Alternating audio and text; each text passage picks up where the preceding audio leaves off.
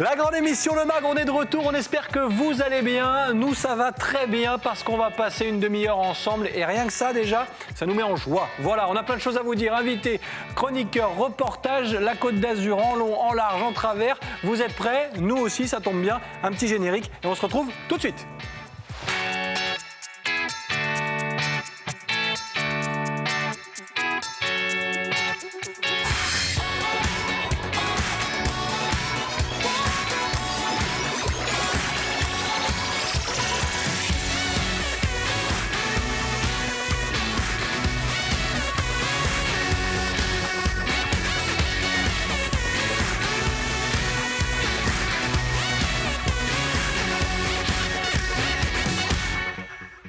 Nous sommes le mardi 30 juin, vous regardez la grande émission. Merci d'être avec nous, de nous rejoindre autour de la table pour passer une demi-heure ensemble à faire le tour de la Côte d'Azur, des idées, des bons plans. Bref, il va se passer plein de choses aujourd'hui avec un sommaire de dingue. On va découvrir la Côte d'Azur, peut-être comme vous ne l'avez jamais vu, avec notre invité Julien Lecoq, géologue, qui va venir nous parler d'un autre tourisme aussi. On se pose beaucoup la question en ce moment, comment visiter et découvrir notre région. On en parlera avec lui dans un instant. Et puis le reportage du jour, lui, sera consacré à une idée balade, une idée sortie, vélo électrique, pour découvrir là encore notre territoire. Ce sera le cas dans quelques minutes, donc avec notre reportage du jour. Et puis, comme d'habitude, notre appel visio consacré aujourd'hui à une maison d'édition, puisque c'est Michel Bounous des éditions B des Anges qui sera avec nous pour nous parler de l'art du confiné. Oui, il s'est passé plein de choses pendant ce confinement, on en parlera avec lui dans un instant. Laissez-moi saluer celle qui revient sur le plateau pour mon plus grand plaisir et pour le vôtre, je le sais aussi. Katou, comment ça va? Ça va et toi? Super. Il fait beau, c'est bientôt les vacances. Donc ouais, hein. Bon, on a encore un peu de boulot. Oui, mais c'est vrai que ça commence à sentir bon les vacances. Il fait beau, il fait chaud sur la Côte d'Azur. Il fait peut-être encore plus chaud du côté du Portugal, où on va retrouver Marine, qui doit être normalement avec nous. Est-ce qu'elle nous entend? Elle est là. Salut. Hey, bon dia. Je vous entends. Salut, c'est bon dia, ça va? Bon dia. Hey, c'est international cette émission. Oh c'est incroyable. Tout va bien? Oh là. Ouais, ça va. Très chaudement, ça va, super. Eh bien, écoute, on est un petit peu à la même enseigne, logé à la même enseigne sur la Côte d'Azur. Il fait très chaud ici aussi. Il paraît. Et tu vas voir aujourd'hui, tu vas découvrir la Côte d'Azur comme tu ne l'as jamais vue. Tu interviens quand tu veux dans cette émission et on va discuter avec notre invité du jour qui s'appelle Julien. Et vous allez le voir, on va vous proposer de découvrir, je le disais, cette Côte d'Azur avec lui. Notre invité, oui. Non, je crois que tu m'avais parlé. Je me suis dit, tiens, Katou, elle a envie de me lancer. Non, j'ai hâte de découvrir. Ah oui, je t'ai vu beaucoup discuter avec lui. D'ailleurs, c'est Julien et c'est notre invité du jour. Bonjour. Bonjour, Sébastien. bienvenue. Bonjour. Julien, installez-vous. Si. Julien et son chapeau. Voilà. Parce que c'est une marque de fabrique. Je vais quand même l'enlever. Je vais le poser là. Comment ça va, Julien? Très bien, et vous? Ça va super. On est très heureux de vous recevoir. On va d'abord dire que je vous ai présenté en tant que géologue. Oui. Ça n'a pas toujours été le cas. Non. Qu'est-ce qui s'est passé? Pour faire simple, très court, j'en ai eu marre de troquer la nature contre du béton. Alors j'ai décidé de mettre en avant les coins d'intérêt scientifique, naturel, magnifique qu'on a dans cette région si riche en nature. C'est vrai qu'on va essayer de la découvrir différemment parce que finalement, expliquez-nous ce que vous proposez. C'est un petit peu, je parlais de redécouvrir notre région comme on ne l'a peut-être jamais vu. Ça fait partie aussi de ça, c'est un autre tourisme.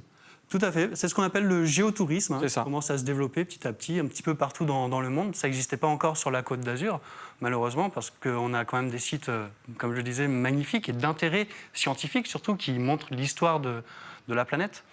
Alors ça fait un moment que je suis dans la région niçoise, que je me promène, que je découvre, et j'adore partager cette passion avec ma famille, les amis, même des personnes qu'on rencontre lors de balades, de leur expliquer un petit peu ce qui se passe, et de transmettre cette passion comme ça a été, c'est vraiment important pour moi, et j'ai eu envie du coup de créer cette entreprise qui fait de ma passion ma profession.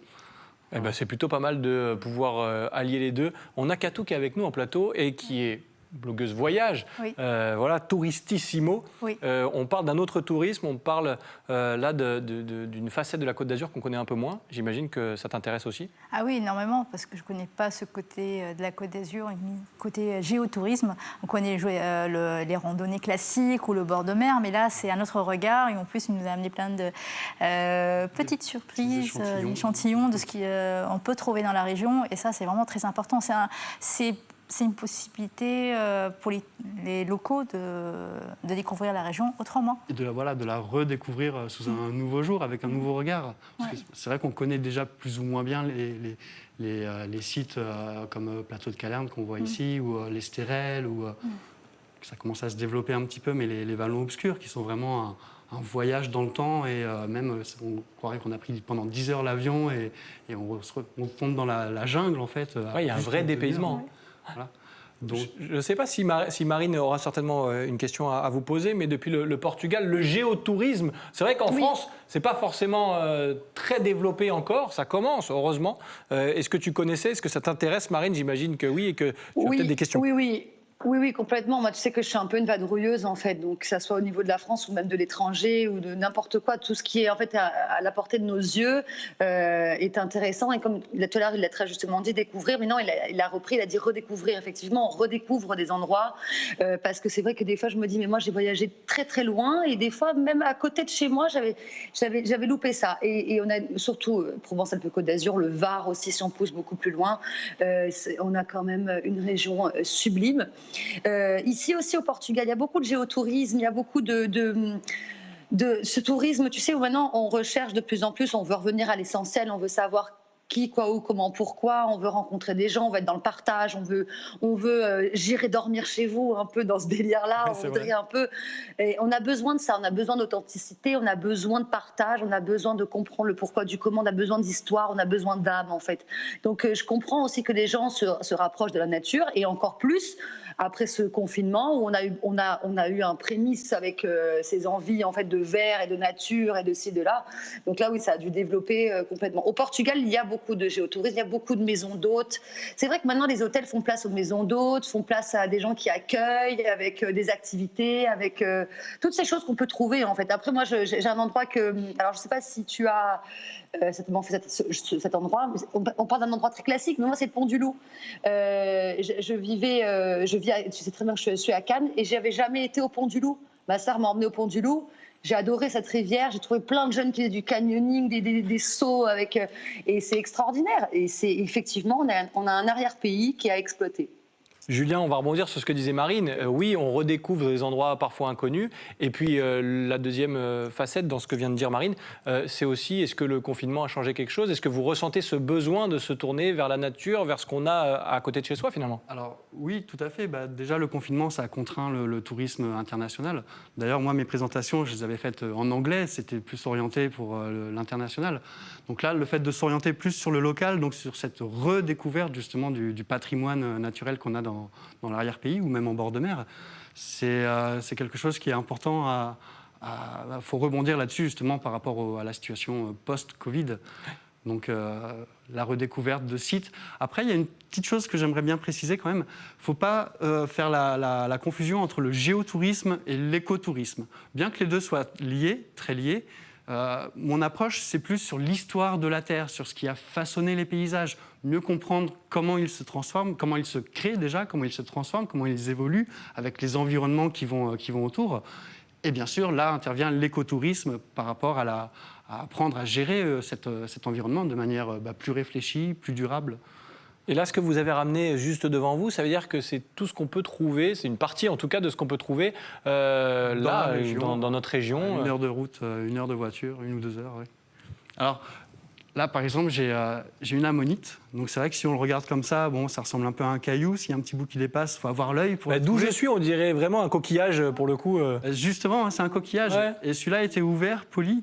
Alors on retrouve carrément des loges cristallisées à l'intérieur. Donc c'est assez joli. Voilà, c'est un animal qui vivait à l'époque du Jurassique, donc il y a 150 millions, 180 millions d'années. Et... C'est ça aussi, redécouvrir la Côte d'Azur et apprendre beaucoup de choses. J'entends Marine qui réagit aussi, je ferai réagir Katou dans un instant. Oui. C'est vrai que c'est pas l'image de la Côte d'Azur qu'on a d'habitude, quoi.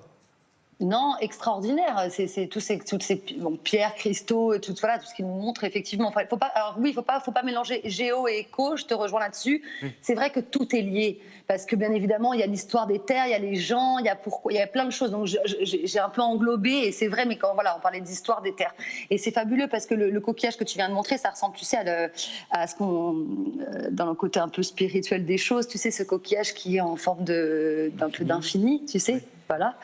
Ça parle à Julien, en tout cas, notre invité. Oui. Bah oui, forcément. S'il a montré celui-là, c'est qu'on s'est compris. Mais je voulais aussi entendre Katou, parce qu'on parlait d'images de la Côte d'Azur, de choses qu'on peut apprendre juste en allant découvrir à côté de chez soi ce qui peut se passer, en étant bien accompagné aussi. Et là, c'est le rôle de Julien. Là aussi, c'est important de redécouvrir ça. C'est incroyable ce qu'on peut trouver dans la région. Moi j'aimerais bien savoir quels sont les parcours que vous proposez et quels points de départ. Alors j'ai fait une sélection de base. J'ai 16 sites d'intérêt scientifique. J'en ai sélectionné 4 pour vraiment mettre en place quelque chose de sérieux, de solide. Alors je fais visiter le volcan de Morvieille. Ouais. Qui est pas très loin d'ici, parce qu'on est à Mandelieu. On est vraiment ici, au bord du volcan. Un volcan qui a été témoin de la Pangée, quand même. La Pangée, continent unique, il y a 300-400 millions d'années. Et encore, ça, c'est presque rien par rapport à l'histoire immense de la Terre. Donc les volcans, une petite parenthèse aussi, ça, c'est un tour qui est des plus pointus, des plus scientifiques. Bien sûr, je m'adapte à la clientèle. Mais là, vraiment, je parle de tous les phénomènes qui se produisent sur la planète, quoi, Bien sûr. qui modèlent la Terre. Je fais visiter les vallons obscurs également, les vallons obscurs niçois. Alors, petit coup de gueule par rapport à ça, c'est de plus en plus connu, grâce aux réseaux sociaux notamment.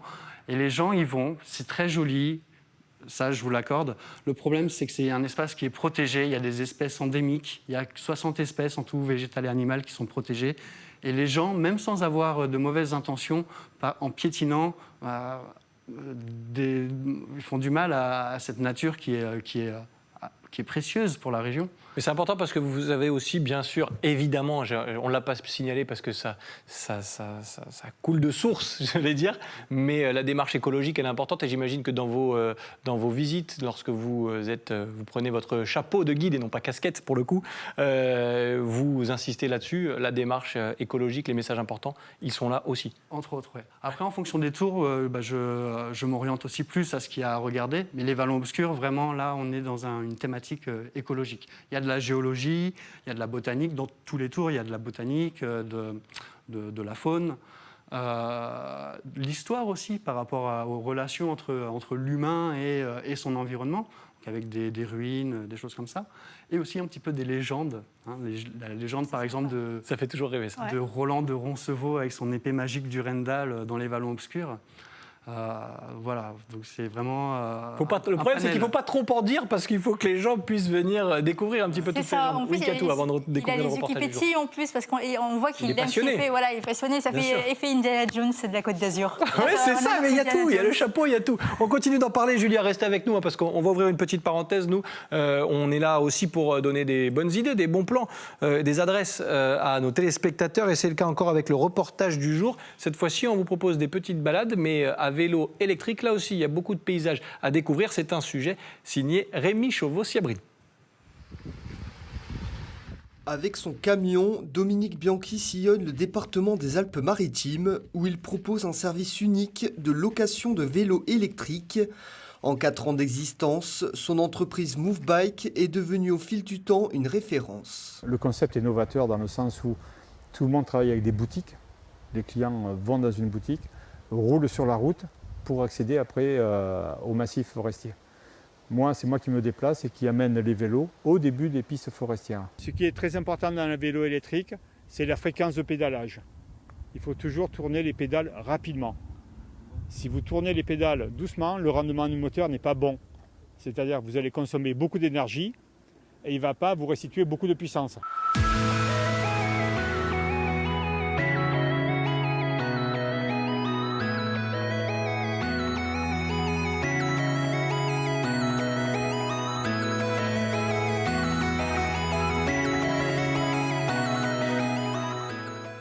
En plein cœur du massif de l'Estérel, le groupe de Dominique s'engage dans un parcours qui arpente les dessous du Mont Vinaigre, agrémenté par des points de vue du littoral à couper le souffle. Je trouve ça toujours aussi magique, j'ai déjà dit. Et c'était pleine de découvertes. C'est une impression de liberté, de grand air. On se fatigue si on a envie de se fatiguer, et si on n'a pas envie, on est soulagé par l'assistance électrique. Tout au long de l'année, le business de Dominique Bianchi tourne à plein régime, notamment avec un noyau dur composé de clients locaux. Mais durant la période estivale et la venue de touristes, l'Azuréen peut compter sur des demandes allant jusqu'à 50 clients par semaine. Et voilà pour une nouvelle petite balade signée Rémi Chauveau-Sciabrini. Merci aux équipes de la rédaction d'Azur TV, Nicolas Galup bien sûr. On continue de vous donner toutes ces idées, ces adresses, ces bons plans. Et oui, tu l'as dit qu'à tout à l'heure, c'est bientôt les vacances. On a envie de faire la petite sortie qui va bien. Et ce sera le cas aussi avec notre invité, Julien, puisqu'on parle géotourisme avec vous depuis le début de cette émission. Je poursuis cette petite parenthèse avec la bonne nouvelle, encore une fois, de ce retour à la vie presque normale. On va parler de la fête des terrasses. Et oui, c'est parti. En tout cas, c'est demain, puisque la grande fête des terrasses débutera à partir de 18h, on va dire de Cannes à Menton généralement, et à l'initiative de la région, les cafés, les bars, les restaurants vous accueilleront pour pouvoir fêter l'été, le retour, je le disais, à la vie presque normale, une fête qui a vocation à revenir, bien sûr, chaque année. Et la star cette année, c'est le Rosé du Sud. Avec modération, évidemment, qui sera donc à l'honneur. Vous pouvez réserver votre table sur marégionsud.fr. Voilà, on y sera aux terrasses ou pas? Oui, moi je serai à la Colle. Oui, c'est vrai, on l'embrasse. Vincent Pompara, d'ailleurs, à la Colle sur l'eau, que je croiserai pas sur la fête des terrasses, mais très vite, je l'espère. Voilà pour les bonnes nouvelles. Je voulais qu'on aille voir Marine avant de la retrouver en fin d'émission. Est-ce qu'elle est toujours là, Marine?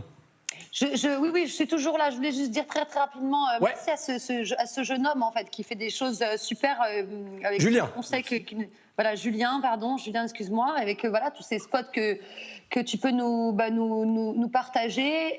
S'il y en avait un à retenir pour les enfants, parce que c'est dur d'occuper les enfants, lequel ce serait pour toi? Un endroit qui peut être là avec une sortie. J'ai envie de dire tous les 4 tours que je propose pour les enfants, il y a des choses à découvrir. Après, le petit plus, c'est trouver des fossiles, je pense. Donc le tour que j'ai appelé Jurassic Karst, où là on va sur les hauts plateaux. Ouais, c'est un petit clin d'œil à Jurassic Park. On va sur les hauts plateaux grassois, donc Cossol et Calerne. On voit l'observatoire, donc déjà les étoiles. Enfin, je parle un peu des étoiles, même des ondes gravitationnelles et tout ça. Et surtout, après, on peut voir des fragments de fossiles. Bon, on n'a pas le droit de les ramasser parce qu'on est en zone Natura 2000. La cueillette, le prélèvement de cailloux, c'est interdit. Mais ça fait quand même ça fait toujours son effet et ça fascine toujours autant.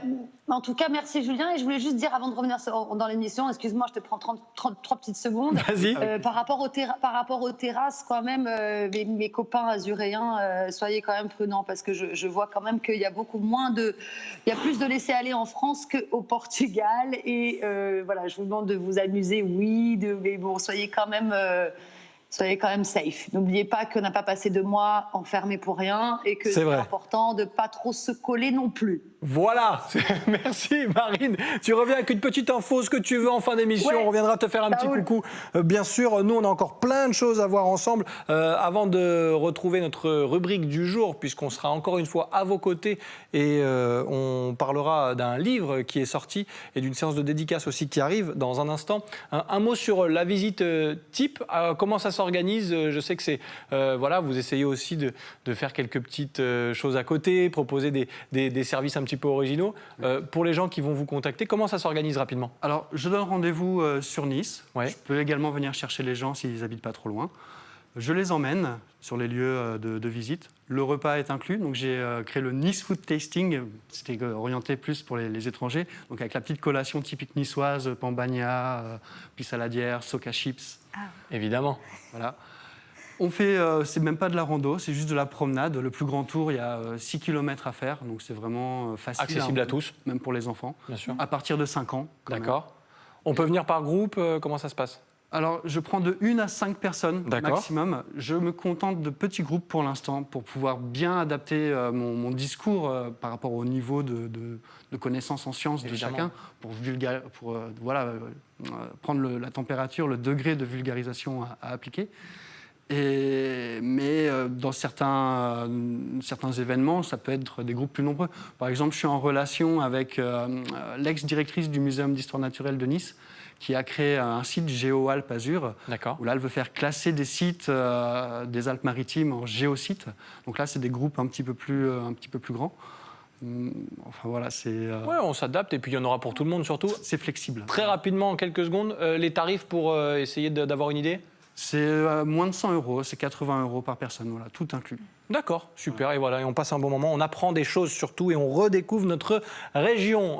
Nous, dans la grande émission Le Mag, on va redécouvrir aussi ce qui se passe dans le monde culturel notamment, et aujourd'hui, encore une fois, on est à vos côtés. Et dans ce « À vos côtés » aujourd'hui, on va s'intéresser à une maison d'édition qu'on connaît très bien sur la Côte d'Azur, les éditions B des Anges. Et normalement, c'est Michel Bounous qui est avec nous, connecté ou pas. Est-ce qu'il est là? Est-ce qu'il nous entend déjà?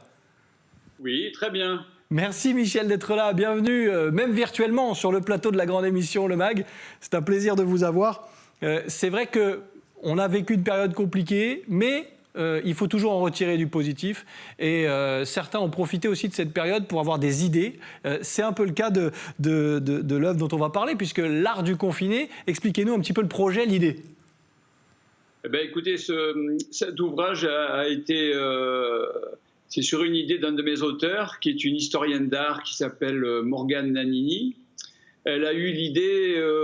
Dès la fin du mois de mars, de réunir des collaborations d'artistes niçois et de la région PACA, et de faire ce petit ouvrage qu'on a appelé l'art du confiné, qui s'est fait en 6 semaines à peu près.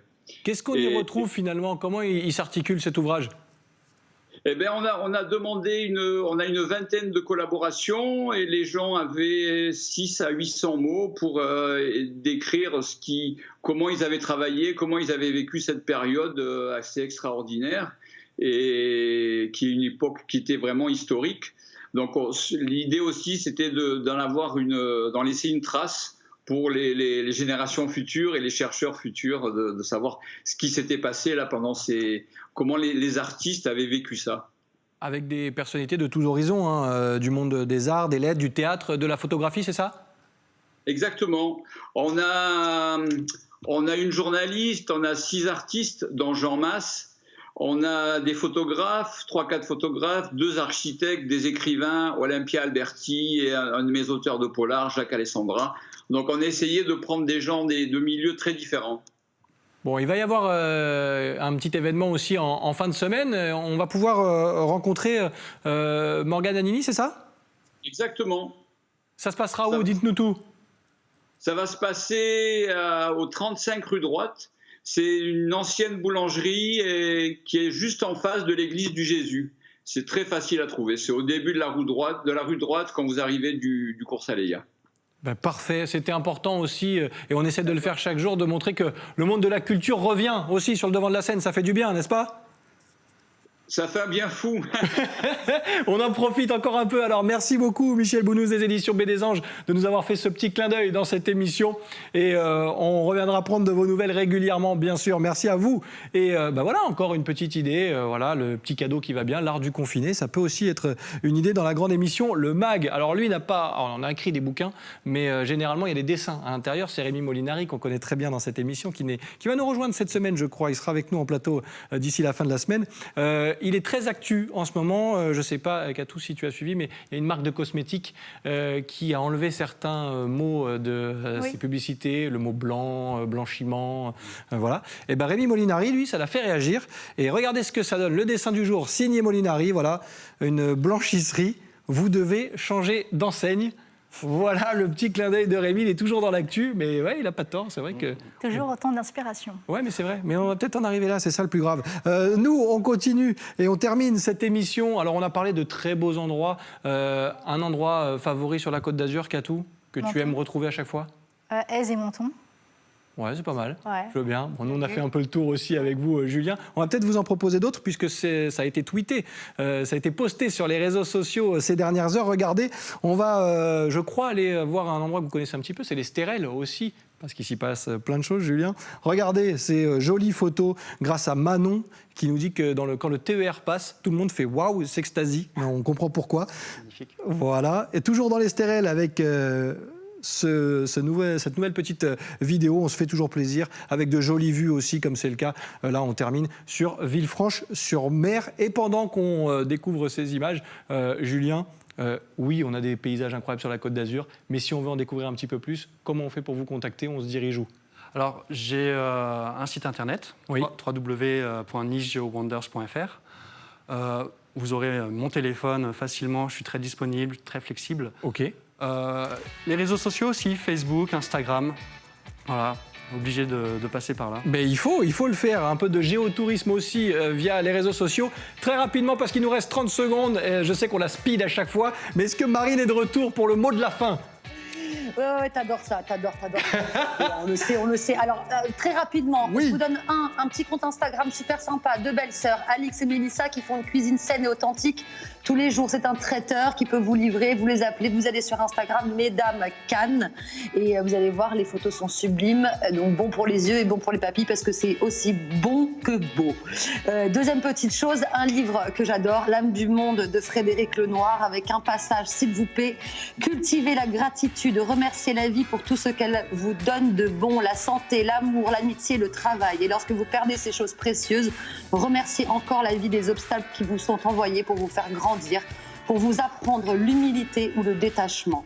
Voilà. Merci Marine, c'est bien de terminer là-dessus aussi. On te fait des gros Je vous bisous embrasse. depuis le Portugal. Ciao, ciao. Catou, Gros bisous. merci Ciao. d'avoir Merci été à sur toi. le plateau. C'était un plaisir et tu reviens quand tu veux. Merci. Et Julien, merci de nous avoir fait Merci à découvrir vous. la Côte d'Azur autrement. Coucou à maman. Eh ben voilà, c'est le moment aussi, on embrasse tout le monde. C'est les Césars aujourd'hui, on Aux embrasse tout partenaires. le monde. Et on embrasse les téléspectateurs d'Azur TV qui seront de retour, je l'espère, demain, parce qu'on est là du lundi au vendredi, tous les jours, à partir de 18h. Passez un agréable moment sur les antennes d'Azur TV, on se retrouve demain, bye bye.